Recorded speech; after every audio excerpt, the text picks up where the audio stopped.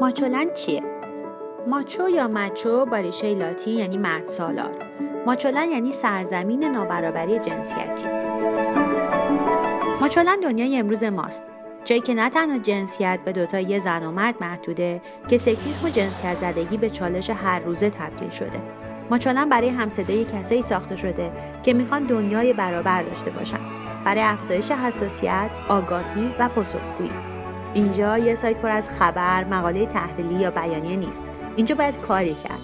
این یه نوآوری در فضای فارسی زبان یا ایرانی محسوب میشه. مثل یه نمایشگاه میمونه از موجهای متنوع که یا توسط تیم گرداننده طراحی شدن یا به ماچولند پیشنهاد شدن. اگه موج مورد علاقتون رو پیدا نکردین، با پر کردن دقیق فرم پیشنهاد موج میتونین اونو به موجهای موجود اضافه کنین و همصدا بشین. این موج‌ها در حال حاضر بسته به هدفشون به 3 دسته تقسیم میشن: فیسبوکی، توییتری یا ایمیلی. اما همه اونا توضیحاتی رو در 3 بخش ارائه میدن: توصیف واقعیت، اونچه که ما فکر میکنیم و دعوت به همصدایی.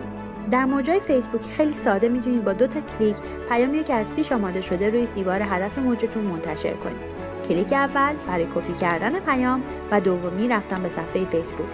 توی موجای توییتری هم همینطوره. با یک کلیک متنی که از قبل آماده کردیم توییت میکنیم.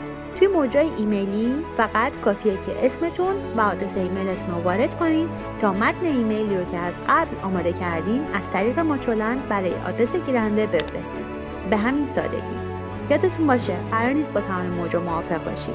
برای بحث و گفتگو در مورد هر موج تو فیسبوک، توییتر، گوگل پلاس یا حتی اینستاگرام منتظرتون هستیم.